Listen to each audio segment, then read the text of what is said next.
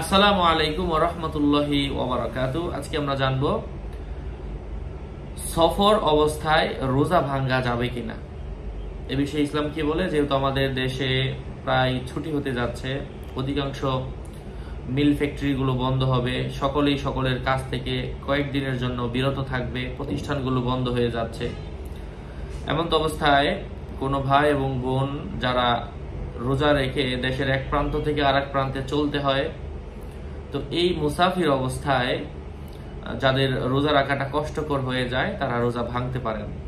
আল্লাহ পাক বলেন, লা ইউকাল্লিফুল্লাহু নাফসান ইল্লা উসআহা। আল্লাহ পাক কোনো মানুষকে তার সাধ্যের বাহিরে চাপিয়ে দেন না। যদি অবস্থাটা খুবই কষ্টকর হয়ে যায় আপনি চাইলে রাখতে পারেন, তবে যদি কষ্টকর মনে হয় আপনি রোজা ভেঙে ফেলতে পারেন। ভাঙার অনুমতি ইসলাম আপনাকে দিয়েছে। এমন তো অবস্থায় আপনি রোজা ভেঙে ফেলতে পারেন। আল্লাহ পাক আমাদেরকে বোঝার তৌফিক দান করেন। আরো আপডেট পেতে আমার সাথেই থাকবেন। সুস্থ থাকবেন, ভালো থাকবেন। ভেরিফাই চ্যানেলের ডিসক্রিপশন বক্সে ক্লিক করলে পেজ এবং আইডি আসবে। এর বাইরে অন্য কোনো পেজ নাই, আইডি নাই, ইমো নাই, হোয়াটসঅ্যাপ নাই। প্রত্যেক ভিডিওতেই সাবধান করি, সতর্ক থাকতে হবে।